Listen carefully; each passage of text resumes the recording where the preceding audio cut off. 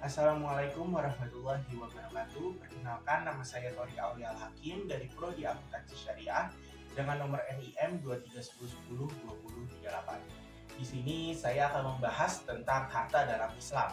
Dalam pembahasan kali ini kita akan menjelaskan tentang pengertian apa itu harta, pandangan harta dalam fikih, dalil dan hadis yang memperkuat, dan kategori-kategori harta beserta contohnya.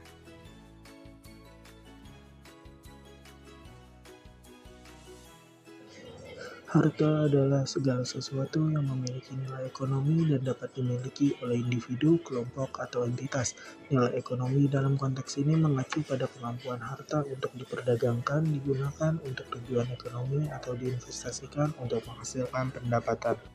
Harta juga diambil dari bahasa Arab, yaitu dari kata al-mal yang berasal dari mala yakni lumailan, yang berarti condong, cenderung, dan miring. Secara istilah sendiri dapat diartikan sebagai segala sesuatu yang sangat diinginkan oleh manusia untuk menyimpan dan memilikinya. Harta sendiri dianggap sebagai amanah atau trust dari Allah yang harus dikelola dengan penuh tanggung jawab oleh pemiliknya. Konsep harta dalam Islam mencakup aspek moral dan etika, menekankan keadilan, kehalalan, sumber pendapatan, dan tanggung jawab sosial. Selanjutnya di sini kita akan membahas pandangan harta dalam fikih. Dalam fikih muamalah sendiri, harta bukanlah suatu tujuan, melainkan sebuah amanah yang dititipkan oleh Allah Subhanahu wa taala kepada manusia. Dalam pengelolaannya, harta ini harus didasarkan oleh tanggung jawab dan berorientasi kepada kemaslahatan umat. Dalam hal-hal kebaikan, Islam mendorong aktivitas ekonomi yang produktif dan aktif, seperti bekerja, berinvestasi, berdagang, dan menjauhkan hal-hal yang dilarang oleh agama. Selanjutnya adalah kegunaan harta dalam fikih muamalah. Yang pertama adalah untuk ibadah dan taat kepada Allah Subhanahu wa taala. Contohnya adalah dengan bersedekah, membayar zakat, dan lain-lain. Yang kedua adalah untuk digunakan sebagai kebutuhan primer, seperti untuk membeli beras, lauk pauk, dan pakaian.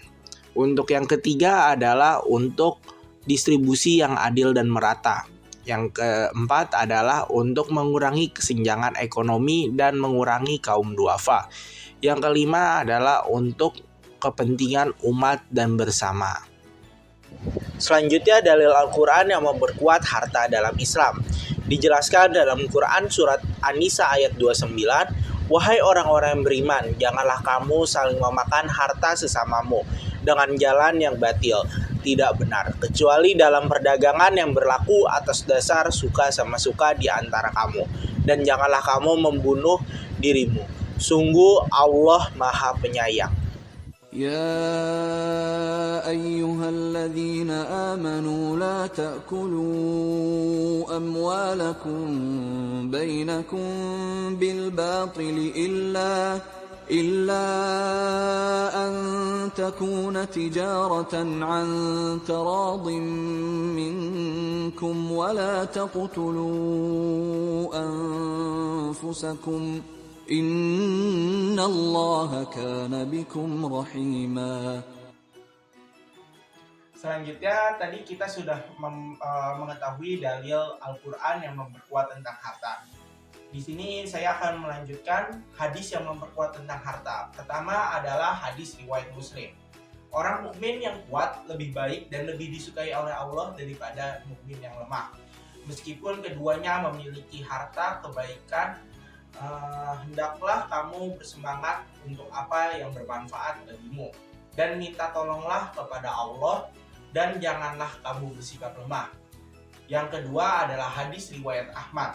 Sebaik-baiknya sedekah ialah sedekah yang diberikan oleh orang yang kaya, dan janganlah engkau menyusahkan dirimu sendiri, dan janganlah engkau biarkan keluargamu menderita kesusahan. Yang terakhir, kategori harta dalam Islam. Harta-harta dalam Islam yang pertama adalah mal mutakawin, yaitu harta halal yang dimiliki oleh individu yang berlandaskan pada prinsip-prinsip Islam dan menjalankan kehidupan sesuai dengan ajaran agama, seperti mendapatkannya dengan pendapatan yang halal, dan kekayaan yang diperoleh melalui usaha-usaha yang sesuai dengan ajaran Islam. Yang kedua adalah ghoir mutakawim.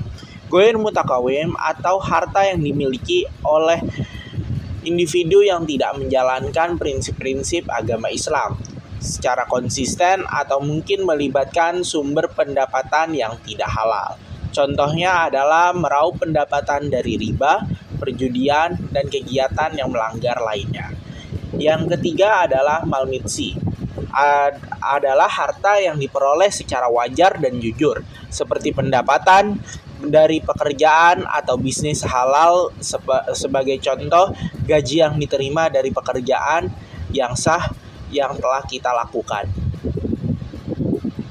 Selanjutnya ada malkimi, yaitu harta yang diperoleh secara tidak sah atau melalui cara-cara yang bertentangan dengan prinsipnya. Contohnya adalah pendapatan yang diambil dari keuntungan riba. Selanjutnya yang kelima ada mal istihlak, harta yang dikonsumsi atau digunakan oleh pemiliknya secara langsung dan tidak dianggap sebagai investasi. Contohnya adalah makanan, pakaian, dan barang-barang yang digunakan untuk kebutuhan sehari-hari. Yang keenam adalah mal istimal, yaitu harta yang digunakan sebagai alat investasi atau digunakan untuk menghasilkan pendapatan. Contohnya dapat mencakup properti yang disewakan, saham yang diinvestasikan, atau alat produksi dalam bisnis. Yang ketujuh ada mal naf'i. Harta ini memberikan manfaat penghasilan yang tidak mengurangi modal. Contohnya adalah dividen saham, aset properti yang disewakan, atau investasi yang menghasilkan pendapatan tanpa mengurangi nilai pokoknya. Selanjutnya harta ke-8 yaitu mal mankul, yaitu harta yang bergerak, yaitu harta yang dapat dipindahkan dari satu tempat ke tempat lainnya. Contohnya adalah uang, perhiasan, kendaraan bermotor, dan barang-barang yang mudah dipindah tempatkan. Yang ke-9 ada mal akor, yaitu harta tidak bergerak atau properti. Contohnya adalah tanah, bangunan, atau properti lainnya yang tidak mudah dipindahkan dari satu tempat ke tempat lainnya. Yang ke-10 ada mal ain, yaitu harta yang dimiliki secara fisik dan dapat dilihat ataupun dirasakan. Contohnya mencakup tanah, bangunan, perhiasan, kendaraan, dan barang-barang berwujud lainnya yang dapat disentuh atau terlihat. Dan yang terakhir adalah mal dain, yaitu harta piutang atau klaim atas seseorang atau entitas tertentu. Contohnya termasuk pinjaman yang diberikan kepada orang lain, pembayaran yang masih harus diterima, atau klaim terhadap pihak lain yang masih harus dipenuhi.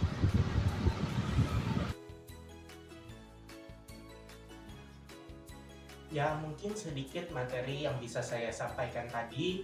Semoga ilmu ini bisa bermanfaat bagi teman-teman semua. Kurang lebihnya dari saya mohon maaf. Wassalamualaikum warahmatullahi wabarakatuh.